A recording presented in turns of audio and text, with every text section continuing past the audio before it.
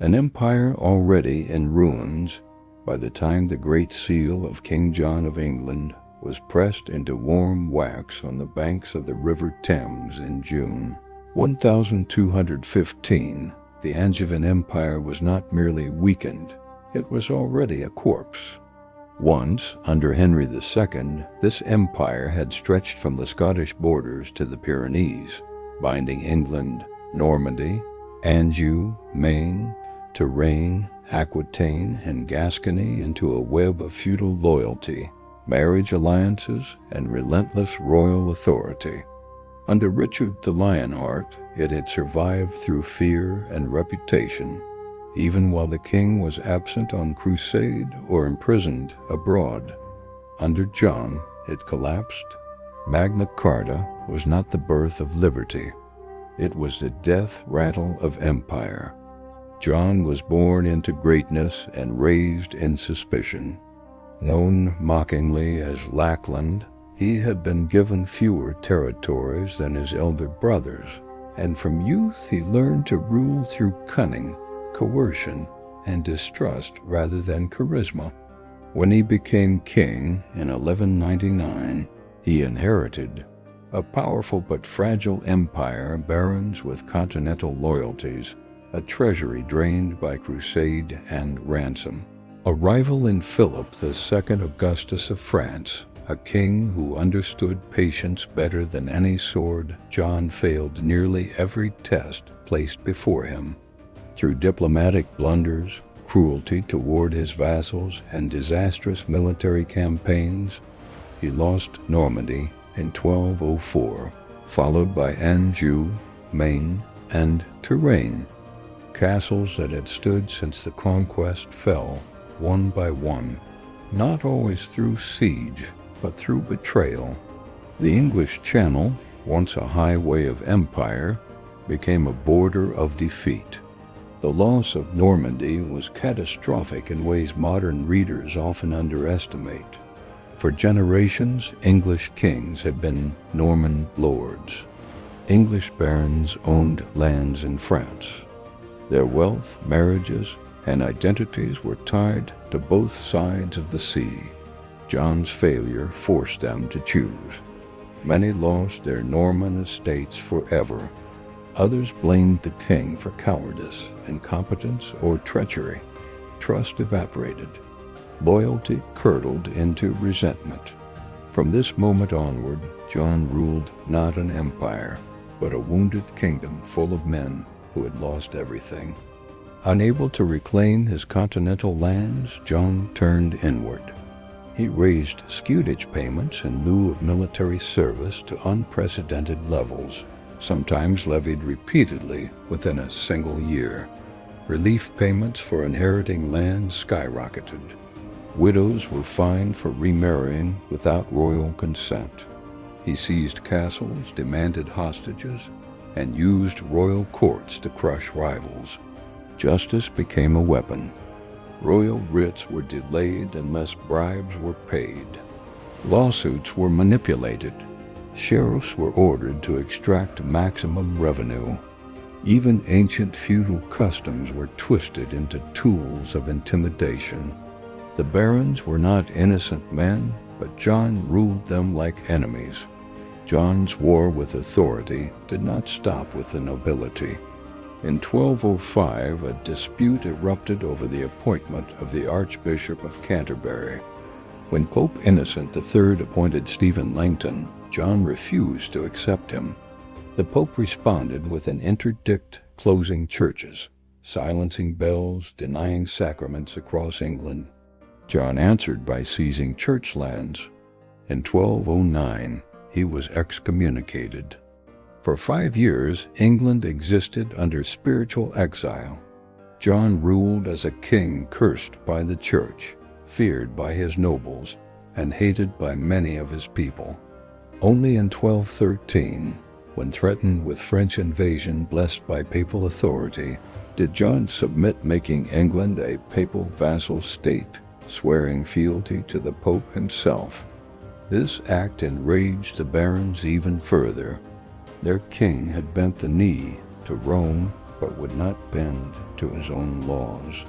John's final gamble came in 1214 when he launched a massive coalition war to reclaim his French lands. It failed utterly. At the Battle of Bouvines, Philip II crushed John's allies in one of the most decisive battles of medieval Europe. The Angevin dream died on that battlefield, not with a siege, but with a rout. John returned to England humiliated, bankrupt, and exposed. The barons had had enough. By early 1215, armed resistance spread across the realm. Northern and eastern barons renounced their allegiance. London, the heart of English commerce, opened its gates to the rebels. The barons framed their revolt not as treason, but as restoration, a demand that the king rule according to the law of the land. The customs believed to descend from Edward the Confessor. They wanted a king bound by tradition, not terror. An empire already in ruins by the time the Great Seal of King John of England was pressed into warm wax on the banks of the River Thames in June 1215. The Angevin Empire was not merely weakened, it was already a corpse.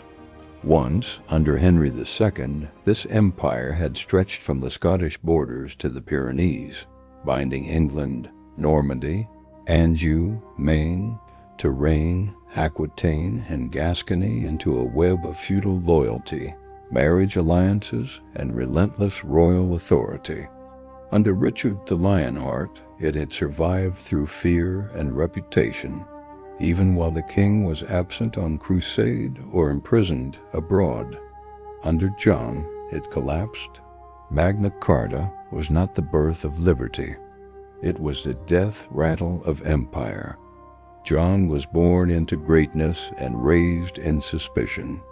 Known mockingly as Lackland, he had been given fewer territories than his elder brothers, and from youth he learned to rule through cunning, coercion, and distrust rather than charisma. When he became king in 1199, he inherited a powerful but fragile empire, barons with continental loyalties, a treasury drained by crusade and ransom. A rival in Philip II Augustus of France, a king who understood patience better than any sword, John failed nearly every test placed before him. Through diplomatic blunders, cruelty toward his vassals, and disastrous military campaigns, he lost Normandy in 1204, followed by Anjou, Maine, and Tyranny. Castles that had stood since the conquest fell, one by one, not always through siege, but through betrayal. The English Channel, once a highway of empire, became a border of defeat. The loss of Normandy was catastrophic in ways modern readers often underestimate. For generations, English kings had been Norman lords. English barons owned lands in France. Their wealth, marriages, and identities were tied to both sides of the sea. John's failure forced them to choose. Many lost their Norman estates forever. Others blamed the king for cowardice, incompetence, or treachery. Trust evaporated. Loyalty curdled into resentment. From this moment onward, John ruled not an empire, but a wounded kingdom full of men who had lost everything. Unable to reclaim his continental lands, John turned inward. He raised scutage payments in lieu of military service to unprecedented levels, sometimes levied repeatedly within a single year. Relief payments for inheriting land skyrocketed. Widows were fined for remarrying without royal consent. He seized castles, demanded hostages, and used royal courts to crush rivals. Justice became a weapon. Royal writs were delayed unless bribes were paid. Lawsuits were manipulated. Sheriffs were ordered to extract maximum revenue. Even ancient feudal customs were twisted into tools of intimidation. The barons were not innocent men, but John ruled them like enemies. John's war with authority did not stop with the nobility. In 1205, a dispute erupted over the appointment of the Archbishop of Canterbury. When Pope Innocent III appointed Stephen Langton, John refused to accept him. The Pope responded with an interdict closing churches, silencing bells, denying sacraments across England. John answered by seizing church lands. In 1209, he was excommunicated. For 5 years, England existed under spiritual exile. John ruled as a king cursed by the church, feared by his nobles, and hated by many of his people. Only in 1213, when threatened with French invasion blessed by papal authority, did John submit, making England a papal vassal state, swearing fealty to the Pope himself. This act enraged the barons even further. Their king had bent the knee to Rome, but would not bend to his own laws. John's final gamble came in 1214, when he launched a massive coalition war to reclaim his French lands. It failed utterly. At the Battle of Bouvines, Philip II crushed John's allies in one of the most decisive battles of medieval Europe. The Angevin dream died on that battlefield, not with a siege, but with a rout. John returned to England humiliated, bankrupt, and exposed. The barons had had enough. By early 1215, armed resistance spread across the realm.